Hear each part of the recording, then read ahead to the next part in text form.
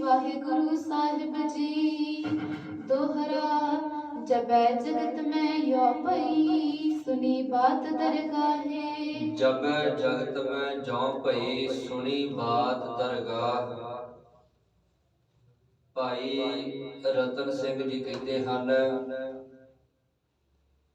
जिस वक्त लखपत राय लाहौर के नवाब जहिया खान ने सिखां दे उत्ते हमले करके उन्हां दा घाण कीता।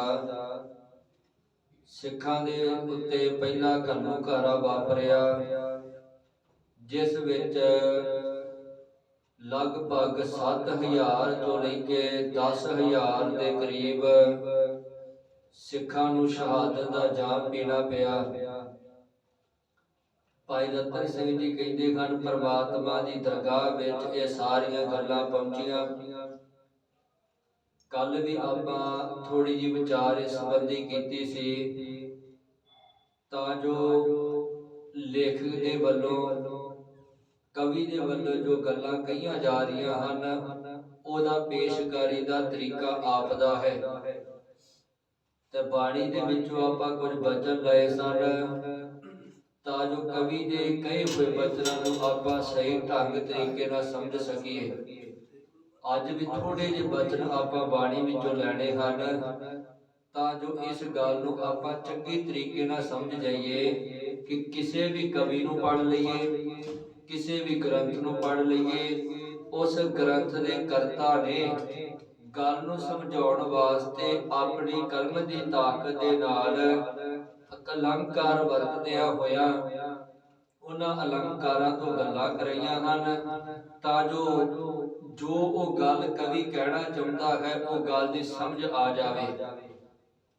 पहली गल आपां कल बाणी विचों विचारिया सी कि परमात्मा बियो पोषना मसलत धरै, जो किश करै सो आपे करै।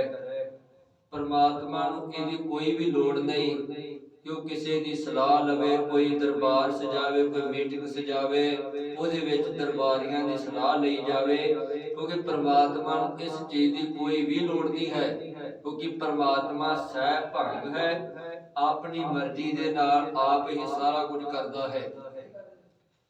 अगली गल, परमात्मा ने अपनी मर्जी दे नाल संसार बनाया, अपनी मर्जी दे नाल परमात्मा संसार नूं चला रहा है। अते इस संसार दे विच कल्ला नहीं, कोट ब्रह्मांड को ठाकुर स्वामी सर्ब जियां का दाता रे।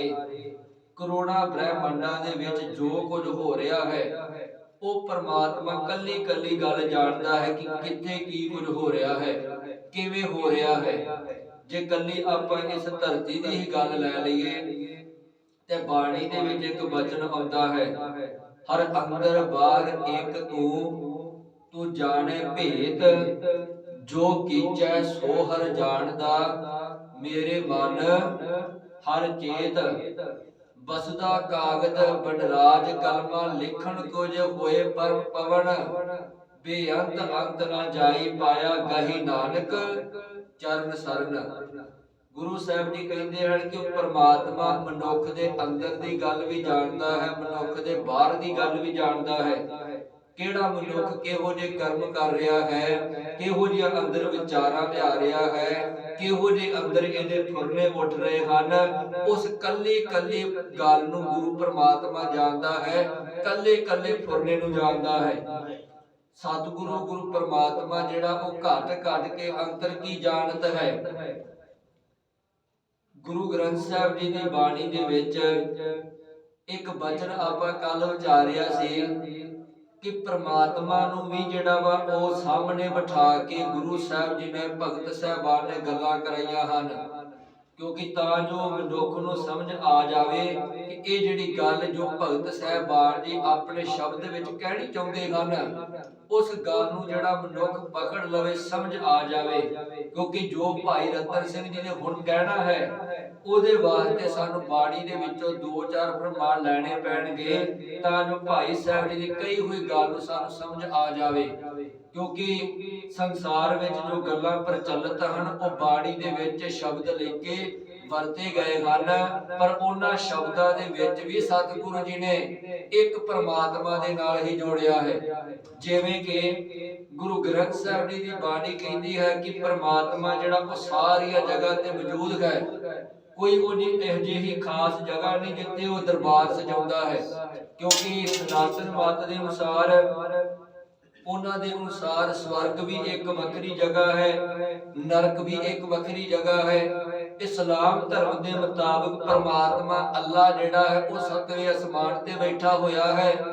ਇਸੇ ਤਰੀਕੇ ਦੇ ਨਾਲ ਗੁਰੂ ਗ੍ਰੰਥ ਸਾਹਿਬ ਜੀ ਦੀ ਬਾਣੀ ਵਿੱਚ ਇੱਕ ਬਚਨ ਆਉਂਦਾ ਹੈ, ਕਿਉਂਕਿ ਭਗਤ ਕਬੀਰ ਜੀ ਨੇ ਉਹ ਬਚਨ ਕਹੇ ਹਨ, ਤੇ ਭਗਤ ਕਬੀਰ ਜੀ ਨਾਲ ਜਦੋਂ ਇਸਲਾਮ ਧਰਮ ਦੀ ਵਿਚਾਰ ਚਰਚਾ ਹੋਈ, ਇਸ ਸਨਾਤਨ ਮਤ ਦੀ ਵਿਚਾਰ ਚਰਚਾ ਹੋਈ, ਤੇ ਉਹਦੇ ਵਿੱਚ ਫਿਰ ਭਗਤ ਕਬੀਰ ਜੀ ਨੇ ਗੱਲ ਕੀਤੀ ਹੈ ਕਿ ਤੁਸੀਂ ਕਹਿ ਰਹੇ ਜੇ ਕਿ ਪ੍ਰਮਾਤਮਾ ਨੇ ਜਿਹੜਾ 70 ਸੈ ਸਲਾਰ ਹੈ ਜਾ ਕੇ, ਕਹਿੰਦੇ ਤੁਸੀਂ ਕਹਿ ਰਹੇ ਕਿ 70,000 ਜਿਹੜੇ ਪ੍ਰਮਾਤਮਾ ਨੇ ਉਹ ਦਰਬਾਰੀ ਜਿਹੜੇ ਅਜ਼ਰਾਇਲ ਫਰਿਸ਼ਤੇ ਦੇ ਰਾਹੀਂ ਜਦੋਂ ਮੁਹੰਮਦ ਸਾਹਿਬ ਨੂੰ ਗਿਆਨ ਹੋਇਆ, ਉਹਨਾਂ ਦੇ ਕੁਰਾਨ ਉਤਰੀ ਜਿਹੜੀ ਉਹ 70,000 ਜਿਹੜੇ ਫਰਿਸ਼ਤਿਆਂ ਦੇ ਰਾਹੀਂ ਜਿਹੜੀ ਆਈ ਹੈ। ਤੁਸੀਂ ਕਹਿੰਦੇ ਕਿ ਉਹ ਜਿਹੜੇ 70,000 ਫਰਿਸ਼ਤੇ ਹਨ ਉਹ ਪ੍ਰਮਾਤਮਾ ਦੇ ਦਰਬਾਰ ਵਿੱਚ ਬੈਠੇ ਹੋਏ ਹਨ। ਸਵਾ ਕੋਟ ਪੈਗੰਬਰ ਜਾ ਕੇ, 1.25 ਕਰੋੜ ਪੈਗੰਬਰ ਜਿਹੜੇ ਪ੍ਰਮਾਤਮਾ ਦੇ ਦਰਬਾਰ ਵਿੱਚ ਬੈਠੇ ਹੋਏ ਹਨ। ਤਾਂ ਭਗਤ ਕਬੀਰ ਜੀ ਕਹਿੰਦੇ ਫਿਰ ਮੇਰੇ ਵਰਗੇ ਦੀ ਉੱਥੇ ਕਿੱਥੇ ਪਹੁੰਚ ਹੈ ਜਿੱਥੇ ਏਡੇ ਏਡੇ ਪੈਗੰਬਰ ਬੈਠੇ ਹੋਣ, ਏਡੇ ਏਡੇ ਫਰਿਸ਼ਤੇ ਬੈਠੇ ਹੋਣ, ਤੇ ਮੇਰੇ ਵਰਗੇ ਬੰਦੇ ਦੀ ਉੱਥੇ ਕਿੰਨੇ ਸੁਣਨੀ ਹੈ। ਜਿਸ ਕਰਕੇ ਭਗਤ ਕਬੀਰ ਜੀ ਅੰਤ ਵਿੱਚ ਫਿਰ ਇਹ ਗੱਲ ਕਹਿੰਦੇ ਹਨ ਕਿ ਮੈਂ ਸਿੱਧੀ ਪ੍ਰਮਾਤਮਾ ਉਸ ਨੂੰ ਜਿਹੜਾ ਧਿਆਉਣਾ ਹਾਂ ਜਿਸ ਬਾਰੇ ਤੁਸੀਂ ਗੱਲਾਂ ਕਰਦੇ ਕਿ ਪ੍ਰਮਾਤਮਾ ਨੇ ਦਰਬਾਰ ਏਦਾਂ ਦਾ ਬਣਾਇਆ, ਉਹਦੇ ਵਿੱਚ ਪ੍ਰਮਾਤਮਾ ਦਰਬਾਰ ਏਦਾਂ ਸਜਾਉਂਦਾ ਹੈ, ਸਲਾਹਾਂ ਲੈਂਦਾ ਹੈ। ਕਹਿੰਦੇ ਮੈਂ ਉਹ ਸਾਰਾ ਕੁਝ ਪਾਸੇ ਕਰਕੇ ਜਿਹੜਾ ਪ੍ਰਮਾਤਮਾ ਦੀ ਤੁਸੀਂ ਗੱਲ ਕਰ ਰਹੇ ਜੇ, ਮੈਂ ਕੇਵਲ ਉਸ ਪ੍ਰਮਾਤਮਾ ਨੂੰ ਸੁਰਤ ਵਿੱਚ ਵਸਾ ਕੇ ਰੱਖਿਆ ਹੈ। ਭਗਤ ਕਬੀਰ ਜੀ ਉਹ ਸਾਰੇ ਸ਼ਬਦ ਵਿੱਚ ਹਿੰਦੂ ਮਤ ਦੀਆਂ ਗੱਲਾਂ, ਇਸਲਾਮ ਧਰਮ ਦੀਆਂ ਗੱਲਾਂ ਕਰਕੇ ਆਪਣੀ ਗੱਲ ਨੂੰ ਸਿੱਧ ਕੀਤਾ ਹੋਇਆ ਹੈ। ਹੁਣ ਇਸੇ ਤਰੀਕੇ ਨਾਲ ਭਾਈ ਰਤਨ ਸਿੰਘ ਜੀ ਕਹਿੰਦੇ ਹਨ, ਕਹਿੰਦੇ ਜੋ ਕੁਝ ਵਾਪਰਿਆ ਲਖਪਤ ਰਾਏ ਦੇ ਵੱਲੋਂ ਅਤੇ ਜਹੀਆ ਖਾਨ ਦੇ ਵੱਲੋਂ, ਜਬੈ ਜਗਤ ਮੈਂ ਜੋ ਭਈ, ਜਗਤ ਦੇ ਵਿੱਚ ਸੰਸਾਰ ਦੇ ਵਿੱਚ ਜਦੋਂ ਇਹ ਘੱਲੂਘਾਰਾ ਵਾਪਰਿਆ, ਸੁਣੀ ਬਾਤ ਦਰਗਾਹ, ਇਹ ਜਿਹੜੀ ਗੱਲ ਦਰਗਾਹ ਦੇ ਵਿੱਚ ਪ੍ਰਮਾਤਮਾ ਨੂੰ ਸੁਣਾਈ ਗਈ। ਕਿਉਂਕਿ ਹਾਲਾਂਕਿ ਪ੍ਰਮਾਤਮਾ ਸਾਰਾ ਕੁਝ ਜਾਣਦਾ ਹੈ, ਪਰ ਕਵੀ ਦਾ ਆਪਣਾ ਤਰੀਕਾ ਹੈ ਉਸ ਗੱਲ ਨੂੰ ਪੇਸ਼ ਕਰਨ ਦਾ। ਕਵੀ ਕਹਿ ਰਿਹਾ ਹੈ ਕਿ ਨਹੀਂ, ਪ੍ਰਮਾਤਮਾ ਜਿਹੜਾ ਉਹ ਬੈਠਾ ਹੋਇਆ ਹੈ ਤੇ ਪ੍ਰਮਾਤਮਾ ਨੂੰ ਇਹ ਗੱਲ ਜਿਹੜੀ ਸੁਣਾਈ ਗਈ ਹੈ। ਕਿਉਂਕਿ ਮੈਂ ਪਹਿਲਾਂ ਬੇਨਤੀ ਕਰ ਚੁੱਕਿਆ ਹਾਂ ਕਿ ਗੁਰੂ ਗ੍ਰੰਥ ਸਾਹਿਬ ਜੀ ਦੀ ਬਾਣੀ ਤੋਂ ਆਪਾਂ ਬਾਹਰ ਨਹੀਂ ਜਾਣਾ, ਤੇ ਗੁਰੂ ਗ੍ਰੰਥ ਸਾਹਿਬ ਜੀ ਦੀ ਬਾਣੀ ਅਨੁਸਾਰ ਕੋਈ ਪ੍ਰਮਾਤਮਾ ਦੀ ਅਜਿਹੀ ਵੱਖਰੀ ਜਗ੍ਹਾ ਨਹੀਂ ਜਿੱਥੇ ਪ੍ਰਮਾਤਮਾ ਨੇ ਕੋਈ ਆਪਣਾ ਵੱਖਰਾ ਥਾਂ ਬਣਾਇਆ ਹੋਵੇ। ਪਰ ਉਹਨਾਂ ਗੱਲਾਂ ਨੂੰ ਸਿੱਧ ਕਰਨ ਵਾਸਤੇ ਗੁਰੂ ਗ੍ਰੰਥ ਸਾਹਿਬ ਜੀ ਦੀ ਬਾਣੀ ਵਿੱਚ ਉਦਾਹਰਨਾਂ ਵੀ ਲਈਆਂ ਗਈਆਂ ਹਨ, ਤੇ ਕਵੀਆਂ ਦੇ ਵੱਲੋਂ ਵੀ ਉਹ ਗੱਲਾਂ ਆਪਣੇ ਢੰਗ ਤਰੀਕੇ ਨਾਲ ਪੇਸ਼ ਕੀਤੀਆਂ ਗਈਆਂ ਹਨ। ਜਿਵੇਂ ਹੁਣ ਭਾਈ ਰਤਨ ਸਿੰਘ ਜੀ ਕਹਿੰਦੇ ਹਨ ਕਿ ਪ੍ਰਮਾਤਮਾ ਬੈਠੇ ਹੋਏ ਹਨ, ਤੇ ਪ੍ਰਮਾਤਮਾ ਨੂੰ ਜਾ ਕੇ ਦਰਬਾਰੀਆਂ ਨੇ ਗੱਲ ਕਹੀ ਹੈ ਕਿ ਪ੍ਰਮਾਤਮਾ ਜੀ ਜਗਤ ਦੇ ਵਿੱਚ ਜਿਹੜਾ ਏਦਾਂ ਦਾ ਪਾਪ ਹੋਇਆ ਹੈ, ਇਸ ਤਰੀਕੇ ਦੇ ਨਾਲ ਉੱਤੇ ਤੁਹਾਡੇ ਵੱਲੋਂ ਮਨੁੱਖਾਂ ਦੇ ਉੱਤੇ ਘਾਣ ਕੀਤਾ ਗਿਆ ਹੈ। ਸੁਣੀ ਬਾਤ ਦਰਗਾਹ, ਪ੍ਰਮਾਤਮਾ ਨੂੰ ਦਰਗਾਹ ਦੇ ਵਿੱਚ ਇਹ ਗੱਲ ਸੁਣਾਈ ਗਈ, ਤੇ ਪ੍ਰਮਾਤਮਾ ਨੇ ਦਰਗਾਹ ਦੇ ਵਿੱਚ ਉਸ ਗੱਲ ਨੂੰ ਸੁਣਿਆ, ਜਿਸ ਕਰਕੇ ਦਰਗਾਹ ਦੇ ਵਿੱਚ ਪ੍ਰਮਾਤਮਾ ਦੇ ਘਰ ਦੇ ਵਿੱਚ ਰੌਲਾ ਪੈ ਗਿਆ। तो पारखद करते पुछै यह क्या भई रजाए, तो पारखद करते पुछै जै क्या भई रजाए। ਭਾਈ ਰਤਨ ਸਿੰਘ ਜੀ ਕਹਿੰਦੇ ਹਨ ਪਰਮੇਸ਼ਰ ਕਰਤੇ ਪੁਰਖ ਨੇ, ਫਿਰ ਪਾਰਖਦ ਤੋਂ ਭਾਵ ਹੈ ਕਿ ਜਿਨ੍ਹਾਂ ਨੇ ਗੱਲ ਆ ਕੇ ਕਹੀ ਹੋਈ ਹੈ ਉਹ ਦਰਬਾਰੀ, ਕਿਉਂਕਿ ਢੰਗ ਤਰੀਕਾ ਹੈ ਸਮਝਾਉਣ ਦਾ ਕਵੀ ਜੀ ਦਾ, ਭਾਈ ਰਤਨ ਸਿੰਘ ਜੀ ਦਾ।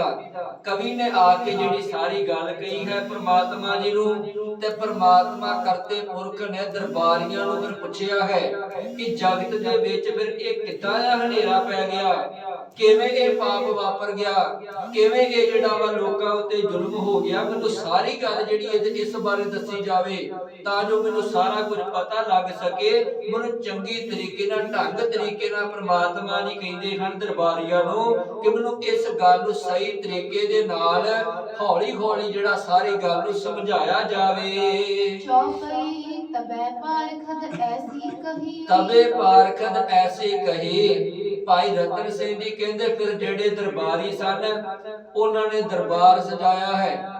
ਦਰਬਾਰ ਸਜਾ ਕੇ ਪ੍ਰਮਾਤਮਾ ਜਿਵੇਂ ਆਪ ਕਰਕੇ ਜਿਹੜੇ ਰਾਜੇ ਮਹਾਰਾਜੇ ਦਰਬਾਰ ਸਜਾਉਂਦੇ ਹਨ ਤੇ ਰਾਜਾ ਉੱਚੀ ਜਗ੍ਹਾ ਤੇ ਬੈਠਦਾ ਹੈ, ਉਵੇਂ ਜਿਹੜਾ ਪ੍ਰਮਾਤਮਾ ਉੱਚੀ ਜਗ੍ਹਾ ਤੇ ਬੈਠ ਗਿਆ ਤੇ ਘੇਰੇ ਘੇਰੇ ਜਿਹੜੇ ਦਰਬਾਰੀ ਸਨ ਉਹ ਬੈਠ ਗਏ ਤੇ ਦਰਬਾਰੀਆਂ ਨੇ ਫਿਰ ਸਾਰੀ ਗੱਲ ਪ੍ਰਮਾਤਮਾ ਜੀ ਨੂੰ ਦੱਸੀ ਹੈ। ਨਾਨਕ ਕੀ ਨਿੰਦਿਆ ਜਗ ਭਈ, ਨਾਨਕ ਕੀ ਨਿੰਦਿਆ ਜਗ ਭਈ। ਫਿਰ ਉਹਨਾਂ ਦਰਬਾਰੀਆਂ ਨੇ ਦੱਸਿਆ ਪ੍ਰਮਾਤਮਾ ਜੀ ਤੁਹਾਡੇ ਵੱਲੋਂ ਸੰਸਾਰ ਦੇ ਉੱਤੇ ਕਈ ਪੈਗੰਬਰ ਕਈ ਰਿਸ਼ੀ ਮੁਨੀ ਦੇਵਤੇ ਸੰਸਾਰ ਤੇ ਭੇਜੇ ਗਏ ਹਨ, ਜਿਨ੍ਹਾਂ ਨੇ ਜਾ ਕੇ ਦੁਨੀਆ ਨੂੰ ਸੋੜ ਦਿੱਤੀ, ਦੁਨੀਆ ਨੂੰ ਗਿਆਨ ਦਿੱਤਾ, ਦੁਨੀਆ ਨੂੰ ਜਿਹੜਾ ਵਾ ਉਹ ਤਾਰਨ ਵਾਸਤੇ ਤੁਸੀਂ ਉਹਨਾਂ ਨੂੰ ਸੰਸਾਰ ਤੇ ਭੇਜਿਆ।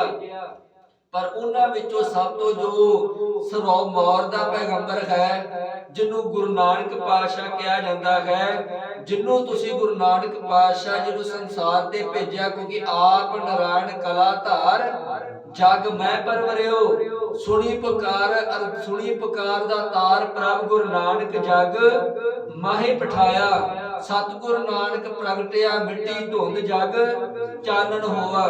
ਪਰਮਾਤਮਾ ਜੀ ਨੂੰ ਕਹਿੰਦੇ ਹਨ ਦਰਬਾਰੀ ਕਿ ਜਿਸ ਗੁਰੂ ਨਾਨਕ ਪਾਤਸ਼ਾਹ ਨੇ ਤੁਸੀਂ ਸੰਸਾਰ ਤੇ ਭੇਜਿਆ ਤੇ ਗੁਰੂ ਨਾਨਕ ਪਾਤਸ਼ਾਹ ਜੀ ਨੇ ਸੰਸਾਰ ਤੇ ਆ ਕੇ ਲੋਕਾਂ ਨੂੰ ਜਿਹੜਾ ਵਾ ਸੂੜ ਦਿੱਤੀ, ਲੋਕਾਂ ਨੂੰ ਵਹਿਮਾਂ ਭਰਮਾਂ ਕਰਮ ਕਾਂਡਾਂ ਵਿੱਚੋਂ ਆਜ਼ਾਦ ਕਰਵਾਇਆ, ਉਹਨਾਂ ਨੂੰ ਸਹੀ ਢੰਗ ਤਰੀਕਾ ਦੱਸਿਆ ਕਿ ਜੀਵਨ ਜਿਉਣ ਦਾ ਅਸਲੀ ਜਿਹੜੀ ਜੁਗਤੀ ਅਸਲੀ ਢੰਗ ਤਰੀਕਾ ਆ ਜਿਹੜਾ ਹੈ ਤੇ ਗੁਰੂ ਨਾਨਕ ਪਾਤਸ਼ਾਹ ਜੀ ਨੇ ਦਸਾਂ ਜਾਮਿਆਂ ਦੇ ਵਿੱਚ ਵਰਤ ਕੇ ਤੇ ਗੁਰੂ ਨਾਨਕ ਪਾਤਸ਼ਾਹ ਜੀ ਦੇ ਵੱਲੋਂ ਚਲਾਏ ਗਏ ਨਿਰਮਲ ਪੰਥ ਨੂੰ, ਕਿਉਂਕਿ ਮਾਰਿਆ ਸਿੱਕਾ ਜਗਤ ਵਿੱਚ ਨਾਨਕ ਨਿਰਮਲ ਪੰਥ ਚਲਾਇਆ ਤੇ ਗੁਰੂ ਗੋਬਿੰਦ ਸਿੰਘ ਪਾਤਸ਼ਾਹ ਜੀ ਨੇ ਉਸ ਨਿਰਮਲ ਪੰਥ ਦਾ ਨਾਮ ਰੱਖ ਦਿੱਤਾ ਖਾਲਸਾ ਪੰਥ। ਭਾਈ ਦਰਬਾਰੀ ਕਹਿੰਦੇ ਹਨ ਕਿ ਜਿਸ ਗੁਰੂ ਨਾਨਕ ਪਾਤਸ਼ਾਹ ਜੀ ਨੂੰ ਤੁਸੀਂ ਸੰਸਾਰ ਤੇ ਭੇਜਿਆ, ਉਹਨਾਂ ਦੀ ਜੋਤ ਦਸਾਂ ਜਾਮਿਆਂ ਵਿੱਚ ਵਰਤੇ ਅਤੇ ਉਸ ਗੁਰੂ ਨਾਨਕ ਪਾਤਸ਼ਾਹ ਦੀ ਸੰਸਾਰ ਤੇ ਨਿੰਦਿਆ ਕੀਤੀ ਗਈ ਹੈ। ਉਸ ਗੁਰੂ ਨਾਨਕ ਪਾਤਸ਼ਾਹ ਜੀ ਨੂੰ ਮਾੜੇ ਬਚਨ ਕਹੇ ਗਏ ਹਨ, ਕਿਉਂਕਿ ਜਿਹੜਾ ਲਖਪਤ ਰਾਏ ਸੀ ਉਹਨੇ ਇਹ ਬਚਨ ਕਹੇ ਹੋਏ ਸਨ ਕਿ ਨਾਨਕ ਨੂੰ ਨਾਨੂ ਕਹੋ, ਨਾਨਕ ਦੀ ਬਾਣੀ ਨੂੰ ਨਹੀਂ ਪੜਨਾ। ਉਹਨੇ ਗੁਰੂ ਨਾਨਕ ਪਾਤਸ਼ਾਹ ਦੀ ਬਾਣੀ ਦੀ ਬੇਅਦਬੀ ਕੀਤੀ ਹੈ ਤੇ ਗੁਰੂ ਗ੍ਰੰਥ ਸਾਹਿਬ ਜੀ ਦੀ ਬਾਣੀ ਵਿੱਚ ਇੱਕ ਬਚਨ ਆਉਂਦਾ ਹੈ, ਜੋ ਪੂਰੇ ਗੁਰ ਕੀ ਨਿੰਦਿਆ ਕਰੇ ਸੋ ਔਖਾ ਜਗ ਮੈਂ ਹੋਆ। ਜਿਹੜਾ ਪੂਰੇ ਗੁਰੂ ਦੀ ਨਿੰਦਿਆ ਕਰਦਾ ਉਹ ਸੰਸਾਰ ਵਿੱਚ ਔਖਾ ਹੀ ਹੁੰਦਾ ਹੈ। ਵੈਸੇ ਨਿੰਦਿਆ ਵਿੱਚ ਤੇ ਚੁਗਲੀ ਦੇ ਵਿੱਚ ਫਰਕ ਹੈ। ਨਿੰਦਿਆ ਕਰਨ ਵਾਲਾ ਬੰਦਾ ਜਿਹੜਾ ਹੈ ਉਹਦੀ ਜਿਹੜੀ ਨਿਸ਼ਾਨੀ ਜਿਹੜੀ ਗੁਰੂ ਗ੍ਰੰਥ ਸਾਹਿਬ ਜੀ ਦੀ ਬਾਣੀ ਵਿੱਚ ਦੱਸੀ ਹੈ, ਨਿੰਦਕ ਐਸੇ ਹੀ ਚਰ ਪਰਿਐ ਇਹ ਨਿਸ਼ਾਨੀ ਸੁਨੋ ਤੁਮ ਭਾਈ ਜੋ ਕਾਲਰ ਭੀਤ ਗਿਰਿਆ। ਕਹਿੰਦੇ ਜਿਹੜਾ ਨਿੰਦਕ ਬੰਦਾ ਹੈ ਉਹਦੀ ਜਿਹੜੀ ਇਹ ਨਿਸ਼ਾਨੀ ਹੈ ਕਿ ਜਦੋਂ ਜਿਹੜੀ ਕੱਲਰ ਦੀ ਕੰਧ ਹੁੰਦੀ ਹੈ, ਕੱਲਰ ਦੀ ਕੰਧ ਉੱਤੇ ਚੂਨਾ ਲਾਇਆ ਜਾਵੇ ਤਾਂ ਉਹ ਕਦੀ ਵੀ ਟਿਕਦਾ ਨਹੀਂ ਹੈ, ਉਹ ਚੂਨਾ ਜਿਹੜਾ ਵਾ ਡਿੱਗ ਪੈਂਦਾ ਹੈ। ਕਹਿੰਦੇ ਠੀਕ ਇਸੇ ਤਰੀਕੇ ਨਾਲ ਨਿੰਦਿਆ ਕਰਨ ਵਾਲਾ ਬੰਦਾ ਉਹਦੀ ਇਹ ਨਿਸ਼ਾਨੀ ਹੈ, ਉਹ ਜਿੰਨੀ ਮਰਜ਼ੀ ਨਿੰਦਿਆ ਕਰੀ ਜਾਵੇ, ਜਿਵੇਂ ਕੱਲਰ ਦੀ ਕੰਧ ਉੱਤੋਂ ਚੂਨਾ ਡਿੱਗ ਪੈਂਦਾ ਹੈ, ਉਹ ਮਨੁੱਖ ਵੀ ਜਿਹੜਾ ਵਾ ਦੁਨੀਆ ਦੀ ਨਜ਼ਰਾਂ ਵਿੱਚ ਡਿੱਗ ਪੈਂਦਾ ਹੈ, ਉਹ ਮਨੁੱਖ ਵੀ ਜਿਹੜਾ ਬਰਬਾਦ ਹੋ ਜਾਂਦਾ ਹੈ। ਤਾਂ ਵੈਸੇ ਗੁਰੂ ਗ੍ਰੰਥ ਸਾਹਿਬ ਜੀ ਦੀ ਬਾਣੀ ਦੇ ਵਿੱਚ ਇੱਕ ਬਚਨ ਆਉਂਦਾ ਹੈ ਭਗਤ ਕਬੀਰ ਜੀ ਦਾ। ਭਗਤ ਕਬੀਰ ਜੀ ਕਹਿੰਦੇ ਵੀ ਸੰਸਾਰ ਦੇ ਲੋਕੋ ਇਹ ਦੁਨੀਆ ਦਾ ਸੁਭਾਅ ਹੈ ਕਿ ਤੁਹਾਡੀ ਲੋਕਾਂ ਨੇ ਨਿੰਦਿਆ ਕਰਨੀ ਹੀ ਕਰਨੀ ਹੈ, ਲੋਕੀ ਨਿੰਦਿਆ ਕਰਨ ਤੋਂ ਹਟਣਗੇ ਨਹੀਂ। ਤੇ ਜਿਹੜੀ ਤੁਹਾਡੀ ਨਿੰਦਿਆ ਕਰਦਾ ਵਾ ਤੁਸੀਂ ਉਹਦੀ ਗੱਲ ਦਾ ਬੁਰਾ ਨਾ ਮਨਾਵੋ, ਸਗੋਂ ਤੁਸੀਂ ਉਹਦਾ ਭਲਾ ਮਨਾਓ, ਕਿਉਂਕਿ ਬਾਬਾ ਫਰੀਦ ਦਾ ਆਪਾਂ ਵਚਨ ਪੜ੍ਹਦੇ ਆ, ਫਰੀਦਾ ਬੁਰੇ ਦਾ ਭਲਾ ਕਰ ਗੁੱਸਾ ਮਨ ਨਾ ਹੰਡਾਏ, ਦੇਹੀ ਰੋਗ ਨਾ ਲੱਗਈ ਪੱਲੇ ਸਭ ਕੁਛ ਪਾਏ। ਤੇ ਭਗਤ ਕਬੀਰ ਜੀ ਦਾ ਇੱਕ ਬਚਨ ਆਉਂਦਾ ਹੈ, ਭਗਤ ਕਬੀਰ ਜੀ ਕਹਿੰਦੇ ਸੰਸਾਰ ਦੇ ਲੋਕੋ ਜਿੰਨੀ ਤੁਹਾਡੀ ਨਿੰਦਿਆ ਹੁੰਦੀ ਹੈ ਉਹਨੂੰ ਸੋ ਰੱਜ ਕੇ ਹੋਣ ਦਿਓ, ਜਿਹੜਾ ਨਿੰਦਿਆ ਕਰਦਾ ਉਹਨੂੰ ਕਹੇ 10 ਦੁਗਣੀ 20 ਦੁਗਣੀ ਹੋਰ ਕਰ, ਜਿੰਨੀ ਸਾਡੀ ਰੱਜ ਕੇ ਕਰ ਸਕਦਾ ਵਾ। ਭਗਤ ਕਬੀਰ ਜੀ ਕਹਿੰਦੇ ਉਹਦਾ ਲਾਭ ਇਹ ਹੈ, ਨਿੰਦਕ ਜਿਹੜਾ ਤੁਹਾਡੀ ਨਿੰਦਿਆ ਕਰ ਰਿਹਾ ਹੈ, ਨਿੰਦਕ ਹਮਰੇ ਕੱਪੜੇ ਧੋਵੈ। ਕਹਿੰਦੇ ਜਿਹੜੇ ਸਾਡੇ ਮਨ ਦੀ ਮੈਲ ਲੱਗੀ ਹੋਈ ਹੈ ਉਹਦੇ ਵਾਸਤੇ ਜਿਹੜਾ ਭਗਤ ਕਬੀਰ ਨੇ ਕੱਪੜਾ ਸ਼ਬਦ ਵਰਤਿਆ ਹੈ ਕਿ ਸਾਡੇ ਮਨ ਦੀ ਜਿਹੜੀ ਮੈਲ ਹੈ ਉਹ ਲੈਣ ਤਾਂ ਦੀ ਹੈ, ਕਿਉਂਕਿ ਨਿੰਦਿਆ ਕਰਨ ਵਾਲਾ ਸਾਡੀ ਨਿੰਦਿਆ ਕਰ ਰਿਹਾ ਹੈ, ਸਾਡੀ ਜਿਹੜੀ ਉਹ ਮੈਲ ਲੈ ਰਹੀ ਹੈ ਤੇ ਆਪਣੇ ਮਨ ਦੇ ਉੱਤੇ ਉਹ ਮੈਲ ਚੜਾ ਰਿਹਾ ਹੈ। ਤਾਂ ਭਗਤ ਕਬੀਰ ਜੀ ਕਹਿੰਦੇ ਮੈਨੂੰ ਤੇ ਨਿੰਦਿਆ ਬਹੁਤ ਪਿਆਰੀ ਲੱਗਦੀ ਹੈ। ਨਿੰਦੋ ਨਿੰਦੋ ਮੋਕੋ ਲੋਗ ਨਿੰਦੋ, ਨਿੰਦਾ ਜਨ ਕੋ ਖਰੀ ਪਿਆਰੀ, ਨਿੰਦਾ ਬਾਪ ਨਿੰਦਾ ਮਹਤਾਰੀ। ਕਹਿੰਦੇ ਮੈਨੂੰ ਨਿੰਦਿਆ ਬੜੀ ਚੰਗੀ ਲੱਗਦੀ ਕਿਉਂਕਿ ਮੇਰੇ ਪਾਪ ਦੂਰ ਹੁੰਦੇ ਹਨ, ਮੇਰਾ ਮਨ ਸਾਫ਼ ਹੁੰਦਾ ਹੈ। ਤੇ ਭਗਤ ਕਬੀਰ ਜੀ ਕਹਿੰਦੇ ਜਿੰਨੀ ਕੋਈ ਨਿੰਦਿਆ ਕਰਦਾ ਉਹਨੂੰ ਕਰਨ ਦਵੋ, ਪਰ ਜਿਹੜਾ ਚੁਗਲਖੋਰ ਬੰਦਾ ਹੈ, ਸਤਿਗੁਰੂ ਜੀ ਕਹਿੰਦੇ ਚੁਗਲਖੋਰ ਦਾ ਜਿਹੜਾ ਕੰਮ ਹੈ ਉਹ ਨਿੰਦਕ ਦੇ ਨਾਲੋਂ ਵੀ ਭੈੜਾ ਹੈ, ਕਿਉਂਕਿ ਚੁਗਲ ਬੰਦੇ ਨੇ ਇੱਧਰ ਦੀ ਉੱਧਰ ਤੇ ਉੱਧਰ ਦੀ ਉੱਧਰ ਕਰਕੇ ਜਿਹੜਾ ਉਹਨੇ ਘਰ ਪਾੜਨੇ ਹੁੰਦੇ ਹਨ, ਉਹਨੇ ਜਿਹੜਾ ਵਾ ਮਨੁੱਖਾਂ ਦੇ ਵਿੱਚ ਲੜਾਈ ਕਰਾਉਣੀ ਹੁੰਦੀ ਹੈ। ਚੁਗਲਖੋਰ ਬੰਦਾ ਜਿਹੜਾ ਵਾ ਉਹਨੇ ਸਾਰੀ ਸੁਣੀ ਜਾਣੀ ਗੱਲ, ਸੁਣ ਕੇ ਉਹਨੇ ਜਿਹੜਾ ਵਾ ਚੁੱਪ ਕਰਕੇ ਉਹ ਗੱਲਾਂ ਜਾ ਕੇ ਦੂਜੇ ਨੂੰ ਦੱਸ ਦੇਣੀਆਂ ਜਿਹਦੇ ਬਾਰੇ ਗੱਲਾਂ ਹੋ ਰਹੀਆਂ ਹਨ, ਤੇ ਉਹਨੇ ਮੁੜ ਕੇ ਜਾ ਕੇ ਜਿਹੜਾ ਆਪ ਪਾਸੇ ਹੋ ਜਾਣਾ, ਉਹਨਾਂ ਦੋਵਾਂ ਵਿੱਚ ਜਿਹੜੀ ਲੜਾਈ ਕਰਾ ਦੇਣੀ ਹੈ। ਕਿਉਂਕਿ ਇਹ ਚੁਗਲਖੋਰ ਬੰਦੇ ਦਾ ਕੰਮ ਹੈ ਕਿ ਉਹਨੇ ਜਿਹੜਾ ਵਾ ਆਪਸ ਵਿੱਚ ਲੜਾਉਣਾ, ਤੇ ਨਿੰਦਕ ਬੰਦੇ ਦਾ ਕੰਮ ਹੈ ਕਿ ਜਿਹਦੀ ਨਿੰਦਿਆ ਹੋ ਰਹੀ ਹੈ ਉਹਦੀ ਮੈਲ ਆਪਣੇ ਮਨ ਤੇ ਚੜਾ ਰਿਹਾ ਹੈ। ਜਿਸ ਕਰਕੇ ਸਤਿਗੁਰੂ ਕਹਿੰਦੇ ਕਿਸੇ ਬੰਨਿਓ ਘਬਰਾਵੋ ਨਾ, ਕਿਉਂਕਿ ਤੁਸੀਂ ਜਿਹੜਾ ਵਾ ਅੰਦਰ ਗਿਆਨ ਲਿਆਵੋ, ਤੁਹਾਨੂੰ ਆਪਣੇ ਆਪ ਸਮਝ ਆ ਜਾਵੇਗੀ। ਨਾ ਕੋਈ ਮਰੇ ਨਾ ਠਾਗੇ ਜਾਹੇ, ਜਿਨ ਕੈ ਰਾਮ ਵਸੈ ਮਨ ਮਾਹੇ। ਕਹਿੰਦੇ ਉਹਨੂੰ ਕਾਹਦੀ ਕੋਈ ਠੱਗੀ ਮਾਰ ਸਕਦਾ ਹੈ, ਉਹਨੂੰ ਕੋਈ ਲੁੱਟ ਨਹੀਂ ਸਕਦਾ ਜਿਹਦੇ ਰਾਮ ਮਨ ਦੇ ਵਿੱਚ ਪ੍ਰਮਾਤਮਾ ਦਾ ਰਾਮ ਦਾ ਨਾਮ ਵਸ ਜਾਵੇ। ਉਹਨੂੰ ਜਿਹੜਾ ਘਬਰਾਉਣਾ ਨਹੀਂ ਚਾਹੀਦਾ। ਤੇ ਭਾਈ ਰਤਨ ਸਿੰਘ ਜੀ ਕਹਿੰਦੇ ਹਨ, ਨਾਨਕ ਕੀ ਨਿੰਦਿਆ ਜਗ ਭਈ। ਜਿਹੜੇ ਦਰਬਾਰੀ ਸਨ ਪ੍ਰਮਾਤਮਾ ਦੇ ਦਰਗਾਹ ਦੇ ਵਿੱਚ ਦਰਬਾਰ ਸਜਿਆ ਹੋਇਆ ਹੈ, ਤੇ ਦਰਬਾਰੀ ਕਹਿ ਰਹੇ ਹਨ ਪ੍ਰਮਾਤਮਾ ਜੀ ਤੁਹਾਡੇ ਵੱਲੋਂ ਭੇਜੇ ਹੋਏ ਨਾਨਕ ਜੀ ਦੀ, ਸਤਿਗੁਰੂ ਨਾਨਕ ਜੀ ਦੀ ਲੋਕ ਜਿਹੜੀ ਉਹ ਨਿੰਦਿਆ ਕਰ ਰਹੇ ਹਨ, ਲੋਕ ਜਿਹੜੇ ਉਹਨਾਂ ਨੂੰ ਮਾੜਾ ਬੁਰਾ ਭਲਾ ਕਹਿ ਰਹੇ ਹਨ। ਤੁਮ ਤਾਕੋ ਕੁਛ ਵੱਟਾ ਨਾ ਲਾਇਓ, ਤੁਮ ਤਾਕੋ ਕੁਛ ਵੱਟਾ ਨਾ ਲਾਇਓ। ਵੱਟਾ ਤੋਂ ਭਾਵ ਕੀ ਸਜ਼ਾ।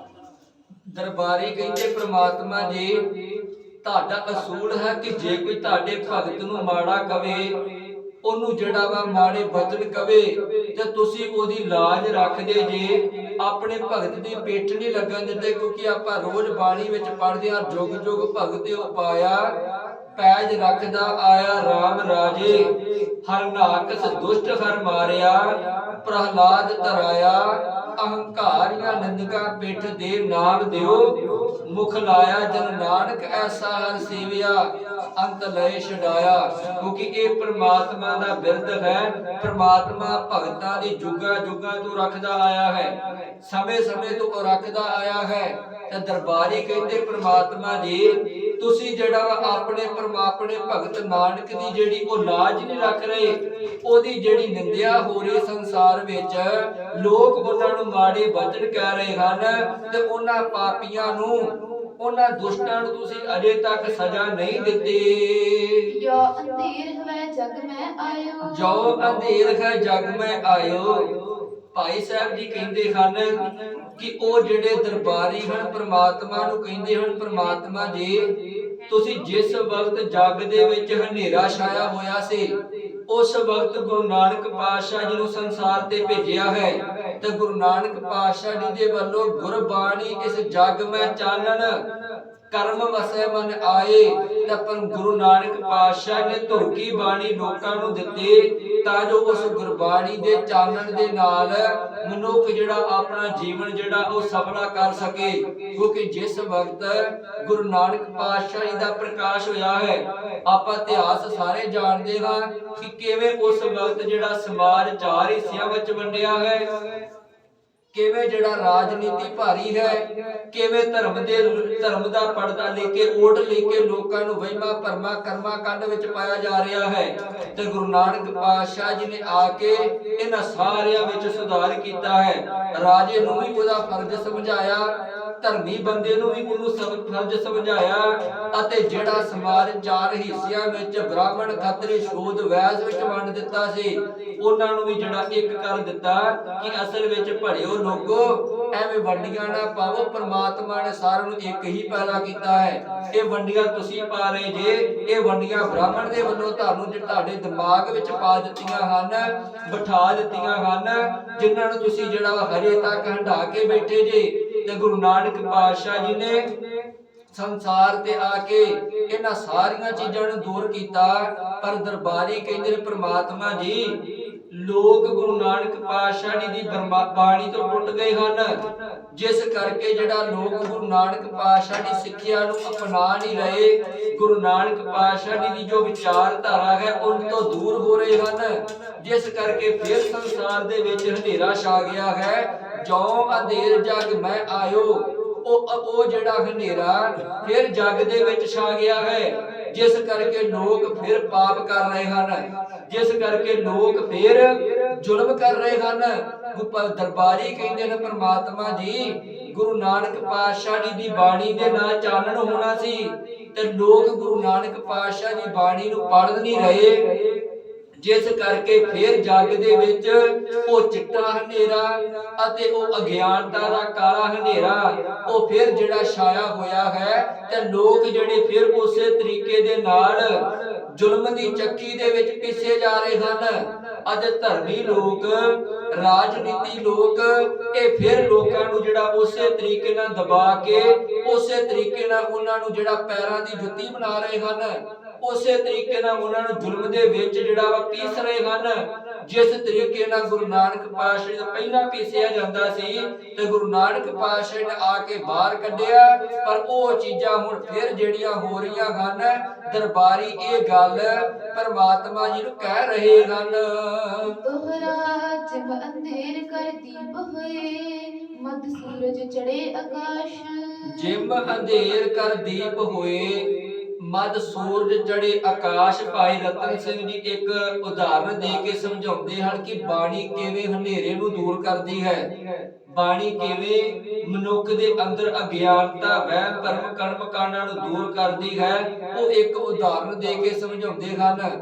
ਭਾਈ ਰਤਨ ਸਿੰਘ ਜੀ ਕਹਿੰਦੇ ਜਿਮ ਅੰਧੇਰ ਕਰ ਦੀਪ ਹੋਏ, ਕਹਿੰਦੇ ਇੱਕ ਘਰ ਮੰਨ ਲਓ ਕਿ ਉਸ ਘਰ ਦੇ ਵਿੱਚ ਹਨੇਰਾ ਛਾਇਆ ਹੋਇਆ ਹੈ, ਜੇ ਸਮਝਣ ਵਾਸਤੇ ਮੰਨ ਲਓ ਇੱਕ ਕਮਰਾ ਕਈ ਸਾਲਾਂ ਤੋਂ ਜਿਹੜਾ ਬੰਦ ਹੈ, ਉਸ ਕਮਰੇ ਦੇ ਵਿੱਚ ਕਦੀ ਕਿਸੇ ਨੇ ਬਲਬ ਨਹੀਂ ਜਗਾਇਆ, ਕਿਸੇ ਨੇ ਕੋਈ ਲਾਈਟ ਨਹੀਂ ਜਗਾਈ, ਕੋਈ ਦੀਵਾ ਨਹੀਂ ਜਗਾਇਆ, ਇਹ ਹਨੇਰਾ ਹੀ ਹਨੇਰਾ ਹੈ। ਪਰ ਜੇ ਕਿਹਾ ਜਾਵੇ ਕਿ ਉਸ ਕਈ ਸਾਲਾਂ ਤੋਂ ਬੰਦ ਹਨੇਰੇ ਨੂੰ ਦੂਰ ਕਰਨ ਵਾਸਤੇ ਵੀ ਕਈ ਸਾਲਾਂ ਦਾ ਚਾਨਣ ਚਾਹੀਦਾ ਹੈ, ਤਾਂ ਗੁਰੂ ਸਾਹਿਬ ਜੀ ਕਹਿੰਦੇ ਨਹੀਂ ਮਨੁੱਖ ਤੂੰ ਭਰਮ ਵਿੱਚ ਆ, ਭਾਵੇਂ ਕਈ ਸਾਲਾਂ ਦਾ ਹਨੇਰਾ ਹੋਵੇ, ਉਸ ਹਨੇਰੇ ਨੂੰ ਦੂਰ ਕਰਨ ਵਾਸਤੇ ਸਿਰਫ ਇੱਕ ਚੰਗਿਆੜੀ ਹੀ ਕਾਫੀ ਹੈ। ਇੱਕ ਚੰਗਿਆੜੀ ਦੇ ਨਾਲ ਉਸ ਕਮਰੇ ਦਾ ਹਨੇਰਾ ਦੂਰ ਹੋ ਜਾਂਦਾ ਹੈ।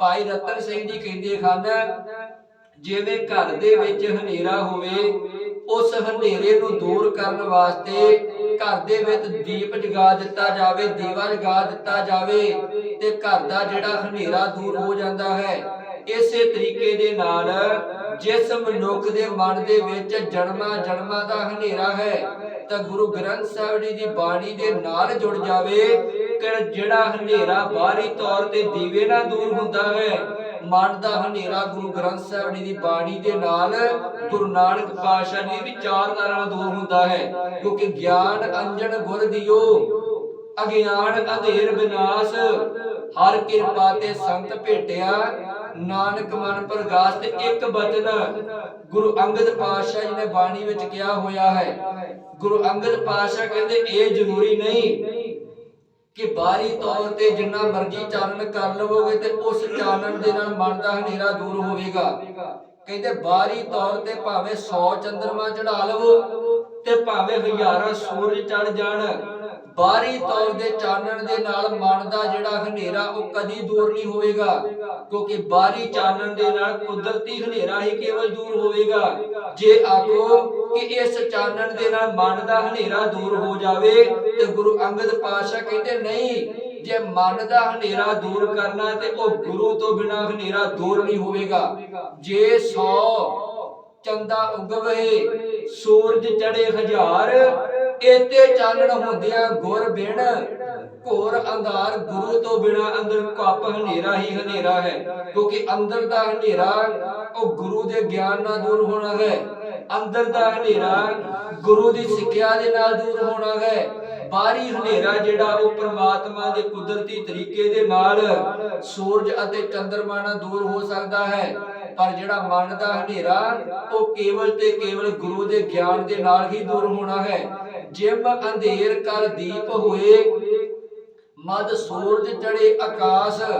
ਕਹਿੰਦੇ ਸੂਰਜ ਆਕਾਸ਼ ਤੇ ਚੜ ਜਾਵੇ ਤੇ ਰਾਤ ਦਾ ਹਨੇਰਾ ਜਿਹੜਾ ਉਹ ਸੂਰਜ ਜਿਹੜਾ ਖਤਮ ਕਰ ਦਿੰਦਾ ਹੈ। ਬਾਹਰੀ ਤੌਰ ਤੇ ਹਨੇਰਾ ਸੂਰਜ ਜਿਹੜਾ ਖਤਮ ਕਰ ਦਿੰਦਾ ਹੈ, ਘਰ ਦੇ ਵਿੱਚ ਹਨੇਰਾ ਦੀਪ ਜਿਹੜਾ ਦੂਰ ਕਰ ਦਿੰਦਾ ਹੈ, ਤੇ ਮਨ ਦੇ ਵਿੱਚ ਹਨੇਰਾ ਗੁਰੂ ਨਾਨਕ ਪਾਤਸ਼ਾਹ ਜੀ ਦੀ ਵਿਚਾਰਧਾਰਾ ਦੂਰ ਕਰ ਦਿੰਦੀ ਹੈ। ਤਿਮਥੀ ਬਾਣੀ ਨਾਨਕ ਹੈ, ਸੁਨ ਜਗ ਹੋਤ ਪ੍ਰਕਾਸ਼। ਤਿਮਥੀ ਬਾਣੀ ਨਾਨਕ ਹੈ, ਸੁਣ ਜਗ ਹੋਤ ਪ੍ਰਕਾਸ਼। ਕਿਉਂਕਿ ਗੁਰੂ ਨਾਨਕ ਪਾਤਸ਼ਾਹ ਜੀ ਦੀ ਬਾਣੀ ਇਹਨੂੰ ਜਿਹੜਾ ਵੀ ਸੁਣਦਾ ਸੀ ਉਹਦੇ ਮਨ ਦੇ ਵਿੱਚ ਪ੍ਰਕਾਸ਼ ਹੋ ਜਾਂਦਾ ਸੀ।